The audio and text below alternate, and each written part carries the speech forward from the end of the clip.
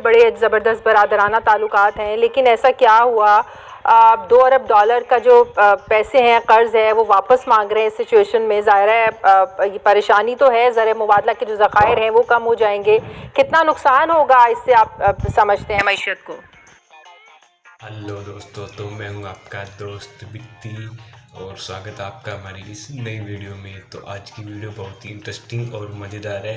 आप देखिए कि पाकिस्तान मीडिया कैसे बौखला गया है भारत को देखकर। और मिलते हैं इस वीडियो के एंड में और बात करते हैं हम इस वीडियो पर आगे जाने से पहले मेरी आपसे रिक्वेस्ट है कि आप हमारे चैनल को सब्सक्राइब जरूर कर दें, क्योंकि हमें आपके सपोर्ट की बहुत ज़रूरत है। अगर आप भी भारत को सपोर्ट करते हो तो जय हिंद। बड़े ज़बरदस्त बरादराना ताल्लुकात हैं, लेकिन ऐसा क्या हुआ, 2 अरब डॉलर का जो पैसे हैं, कर्ज है, वो वापस मांग रहे हैं। इस सिचुएशन में ज़ाहिर है ये परेशानी तो है, ज़र मुबादला के जो ज़खायर हैं वो कम हो जाएंगे।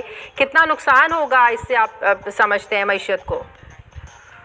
देखिए, ये तो एक फॉरेन अफेयर्स का ये सवाल है कि जिस मुल्क के साथ हमारे इतने बिरादराना ताल्लुकात थे, हाँ, तो आज क्या हो गया कि वो हमसे इतना नाराज है कि पैसा वक्त से पहले हमसे मांग रहा है। $1 बिलियन हमसे उसने वक्त से पहले मांगा। अब 2 अरब डॉलर, तो अब ये $2 बिलियन है जो ड्यू हो रहा है। तो ये हमें एक सोचना चाहिए कि एक ब्रदर मुल्क है जिसको हम कहते रहे हैं, क्या हो गया है। हाँ। लेकिन हमें जहनी तौर पे तैयार रहना चाहिए इसको देने के लिए। सही। तो ये 2 बिलियन हम कहाँ से ला सकते हैं? देखिए, पिछले कई महीनों से मैं ये कहता रहा कि हमें बॉन्ड फ्लोट करना चाहिए। हम कोई यूरो बॉन्ड फ्लोट कर सकते हैं, कुछ इस्लामिक बॉन्ड फ्लोट कर सकते हैं। ये अच्छा टाइम था जब मार्केट में लिक्विडिटी बहुत ज्यादा थी, इंटरेस्ट रेट एनवायरनमेंट इतना नीचे आ चुका था। तो that was the time we should have floated the bond, और वहां से हम पैसे रेज कर सकते थे और अपने रिजर्व को बिल्ड करते, और सऊदी अरब को देने की जरूरत पड़ती तो हम वहां से दे देते। बिल्कुल। तो ये प्लानिंग की बात है ना। अगर कोई प्लान नहीं कर रहा है मिनिस्ट्री ऑफ फाइनेंस में या सेंट्रल बैंक में, तो इसके जिम्मेदार क्या प्राइम मिनिस्टर तो नहीं हो सकते। पिछले हफ्ते की बात है, IMF ने मुतालबा किया है कि अभी मैंने अपने इंट्रो में भी ये डिस्कस किया है कि गर्दिशी कर्ज में कमी लाने के लिए, अदायगी के लिए आपको बिजली के जो निर्ख हैं वो बढ़ाने पड़ेंगे। या दूसरा ऑप्शन उन्होंने दिया है कि हुकूमत पाकिस्तान गर्दिशी कर्ज की मद में 1000 अरब रुपए या फिर आप अपने वसाइल से अदा कर दें। नहीं हो सकता, बिजली महंगी कर दे। जाहिर है इसका एक बैकग्राउंड है ना, IMF के मुतालबात हैं इसी सारे पस मंजर में।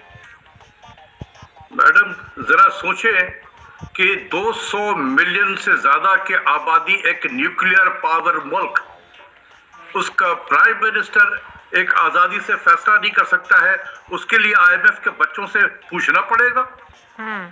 कितने शर्म की बात है ये।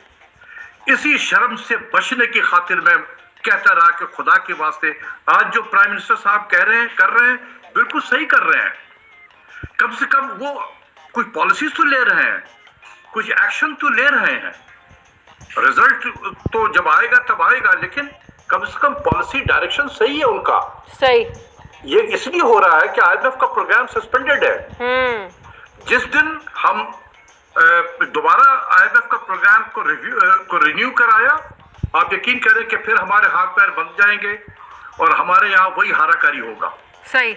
यही बात मैं पहले भी दिन से कह रहा था कि थोड़ी सी तकलीफ होगी, अपने घर को ठीक कर लो, learn to live without IMF।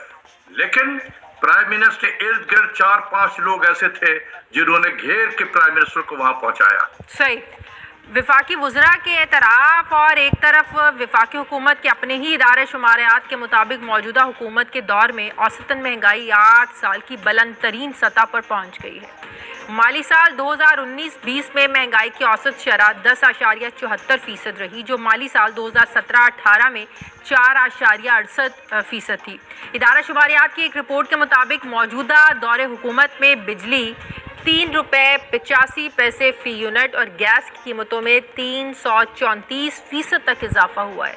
कीमतों में इजाफे का बिजली और गैस सार्फिन पर मजमूई तौर पर 550 अरब रुपए से ज़ायद का इजाफी बोझ डाला गया है। इसी तरह अगस्त 2018 में आटे के 20 किलो थैले की औसत कीमत 771 रुपए थी, जो बढ़कर 979 रुपए हो चुकी है, जबकि अगस्त 2018 में चीनी की औसत कीमत 55 रुपए फी किलो थी, जो बढ़कर 101 रुपए फी किलो पर पहुंच गई है। जबकि आज ही नेपरा ने बिजली की कीमत में 48 पैसे फी यूनिट का इजाफा भी किया है। इन तमाम ज़मीनी हक़ाइक़ के बावजूद वज़ीर आज़म इमरान खान ये कहते हैं कि अपोजिशन महंगाई से मुतालिक हुकूमत के खिलाफ प्रोपेगेंडा कर रही है, मईशत ख़राब करने के जिम्मेदार अवाम को गुमराह कर रहे हैं। डॉक्टर साहब, वज़ीर आज़म का ये कहना ज़ाहिर इस वक्त अवाम का भी एक बड़ा कंसर्न महंगाई है, अपोजिशन भी इस पर सियासत कर रही है, इवन के हुकूमत के जो अपने लोग हैं, वुज़रा हैं, वो भी कैबिनेट के इजलासों में इस पर जो है ना वो शिकायत करते हुए नजर आते हैं। लेकिन वज़ीर आज़म ये कहते हैं डॉक्टर साहब कि महंगाई जो है ये अपोजिशन का प्रोपेगेंडा है, अपनी सियासत बचाने के लिए अपोजिशन अवाम को गुमराह कर रही है।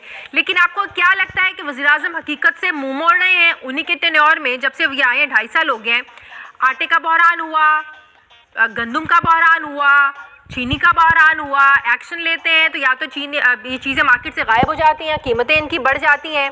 आपको क्या लगता है कि ये हकीकत से मुंह छुपाने की एक कोशिश है? क्योंकि ये तो सब जानते हैं कि महंगाई इतने अरसे में 8 सालों की बुलंद तरीन सतह पर पहुंच चुकी है इस वक्त जो महंगाई है, तो क्या कहेंगे आप?